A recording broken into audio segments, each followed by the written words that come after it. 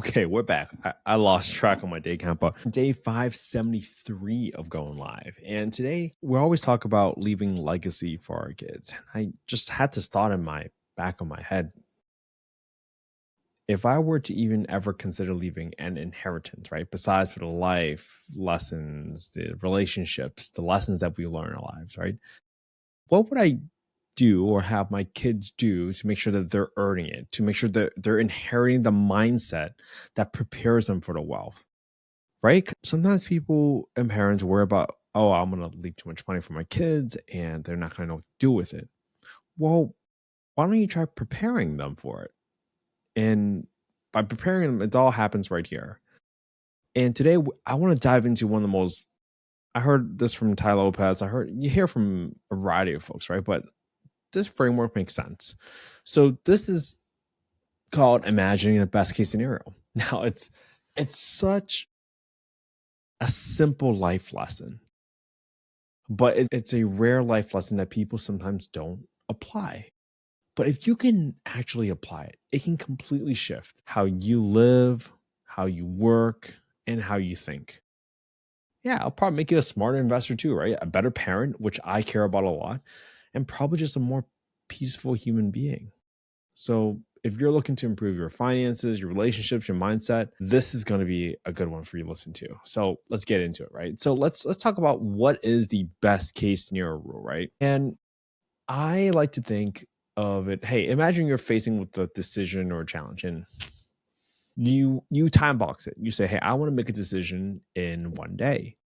Well, there are two ways to look at it, obviously, right? Like, hey, something terrible might happen. Or what if something amazing could happen? And even though we say imagine best case scenario, even though we say default to the best case, this isn't just some woo-woo stuff, right? It's not woo-woo positive thinking. There's neuroscience, there's psychology behind it, right? There's all these hormones and chemicals that get released in the brain between dopamine, oxytocin, what's your immune response, right? What's your stress management that's going inside your own body? This all improves when you stay optimistic, right? If you're playing a video game, you don't start the game by thinking, oh, I'm gonna lose. Usually try to think of yourself or visualize yourself winning, right? Leveling up, unlocking new rewards, unlocking new levels. That's how your brain works too, right? You go into it thinking you want to have some fun. Well, let's argue the opposite, right? Well, some people say, well, that's not realistic. But guess what? Even in experiments, even when there are clinical studies and some patients might get placebos, right? They're fake sugar pills. Even that can cure people because they believe that they got medicine. That's the power of your brain. So even though the outcome isn't guaranteed, right? If you imagine a positive one, that's going to change the chemistry in your body, your mood, your decisions, and your results, right? It's almost as if, look, the weather, let's say you're outside on a sunny day and you're wearing sunglasses. If you're wearing your sunglasses and those lenses are really, really dark, right? That's representative of pessimism or negativity. The world's going to look a little bit gloomier, right? But if you choose a brighter lens, slightly different color, maybe more warm, but bright at the same time, well, that's being positive. That's being optimistic. Now everything looks more hopeful. So even though the weather doesn't change, the lens that you wear look at the world so much. So think it through. Okay. Now let's talk about the 80/20 optimism rule, right? I learned from Tai Lopez to recommend being optimistic 80% of the time. And then you spend the remaining 20%, right, of your day, you plan for risk. Right. You might start your day risk planning in the morning where your brain is fresh or it's in problem solving mode. And you say, okay, well, hey, what's going on with that problem? Okay, how are we attacking it today? Great. For the rest of the day, right? You spend the first 20% of the day addressing all the problems.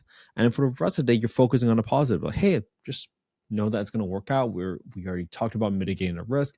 And now when we do the right things, the good results are going to happen, right? Just like how we say, don't eat so much candy or don't eat so much ice cream, right? If you eat healthy food 80% of the time, I mean, you might leave a little bit of room for dessert for 20% of the time or treat yourself, whatever that might be, right? You get balance without feeling too restricted. And then you get to live the good life of happiness, I take that back. Not happiness, but of fulfillment. Happiness is temporary, but when you feel fulfilled in every aspect of your life, that's going to lead to so many great things for you. This is why I'm really spending time as I'm talking about all these steps, these frameworks in life. I really want our kids, grandkids, great grandkids to absorb this content, to absorb these ideas, because this might change their life forever. So if I can just give something really tactical to my daughter, I might just say, hey, yeah, bad things can happen. But let's not spend all day thinking about it because it's probably not going to help. Let's spend maybe, if we're awake for 10 hours, we're working on things for 10 hours, not playing for 10 hours. There's only maximum 2 hours a day that we can think about what bad things can happen and how do we prevent it. And then for the next 8 hours, we're going to think about what's it like when it becomes successful. Not if, but when. All right. Let's talk about the opposite side again, right? Pessimism. There might be some signs out there that says like, oh, pessimists, they'll help you avoid danger, right? You get really risk averse. But be very, very careful of it because it could rob you of your joy. Now, this is just a theory, right? We talk about like, hey, imagine you have 100 million, but you only enjoy 40%. Obviously, this is not how enjoyment really means, right? But you only enjoy 40% of it because you're always stressed. Like something bad can happen. Like, oh, I can lose it any day, even though it's not realistic. Or maybe you only have $60 million, but you enjoy it 90% of the time. You have less money theoretically on a whole number, but you enjoy a lot more. The 90% of 60 is a lot higher than 40% of 100. It's almost like you own an ice cream shop, but you never want to taste the ice cream because you're too worried about breaking the freezer from opening it too much. I don't know. I'm coming up with like analogies, right? But it's the same thing. I'm looking for better analogies. So if you have better analogies, leave it down in the comments below. I'm always thinking about different ways to explain different concepts to my kids, and in a way that's relatable. And I think that's really hard, but we have to do it, right? Because we can't teach this to our kids. All right. Let's talk about how this scenario also applies to your health, your love life, your relationships. Because your mindset, if you take this, right? If you give people more grace, you will be less judgmental of other people, of yourself. Give people more grace. Just assume positive intent. Someone cuts you off on a highway, just think they must be rushing their kid to the hospital because something really bad's happening. Just assume positive intent because what else can you do? He's like, oh, what is you thinking that person is a terrible person going to do on yourself? It only makes you angrier. Why? Why go through it? Either way, that person would cut you off, so you might as well keep going because there's nothing you can do about it. So don't stress about that, okay? Your mindset affects your sleep hormones, your stress hormones, your heart rate, right? Yeah, are you going to feel healthier and exercise more when you sleep well, when you feel financially secure? Yeah, absolutely.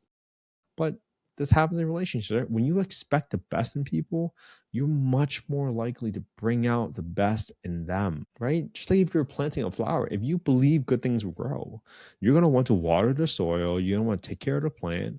But if you think weeds going to take over, you just stop caring. Guess what? The weeds will win.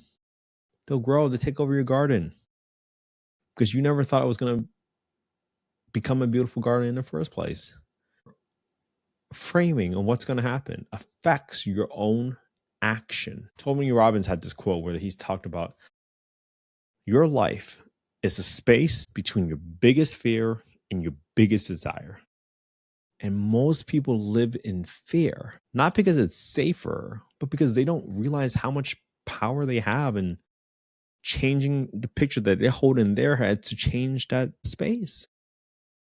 You can change it. If you are always driving, but you're only looking at rear view mirror, you might avoid hitting what's behind you, but you're gonna crash into what's ahead. Stay focused. Look towards the future. Think positively. It will serve you really well. Because if you always assume the worst, you're gonna freeze. But if you believe in the best case, and that best case scenario pulls you towards it, you're gonna act much more boldly. It's gonna pull you towards it. Because look, we're all going to die anyways at some point. We are. So take that chance, make an impact, do something. You're going to have fun. It's like that beach song. Someday we'll leave this world. to live a life that we'll remember forever. So again, it's not about being fearless. I'm not saying like think, oh, you best case scenario all the time. That's why I said take 20%. It's take the 20% and plan it out. Mitigate that risk. Is everything gonna go perfectly? Probably not, but that's okay. Imagine best case scenario 80% of the time. I believe in you. So today, set your mind like a thermostat. Every time you feel doubt or worry, just pause. Take a deep breath. Ask yourself, what would the best case scenario look like? Say it out loud. Write it down. Write it down. Pen and paper. Don't just type it. Write it down. And then the next morning, go plan your safety net. What happens if something goes wrong? Right? Make that call. Look at your bank account. Right? See what needs to get done. Who else do you need to consult? What problem do you have in your head that someone probably hasn't solved yet? I bet there's very, very little. I bet there's very little type of there aren't that many problems. There aren't that many things that are new under the sun. So try this. Talk to yourself. Journal. I don't care what you're into. Just write yourself. Hey, was the best case that I imagined today? Did I live as if I was going to achieve the best case scenario? All right. Hopefully this was helpful, everybody. You got to set your GPS. If you don't know where your target is, you don't know where you're going. If you don't know where your destination is, you'll never get there. But if you focus on it, and it's a positive one, and it's pulling you forward, it's much more likely you're going to get there, even if you hit some potholes and some traffic on the way. All right.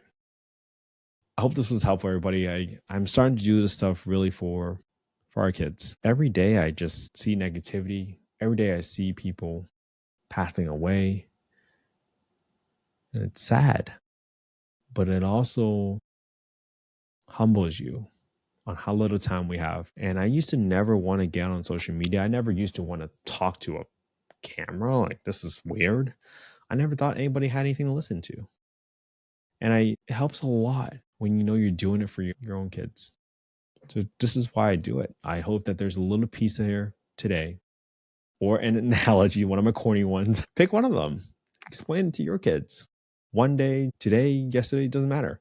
Put it on your own YouTube channel. Because one day, I know in my heart, your kids are going to thank you for leaving that lesson for them.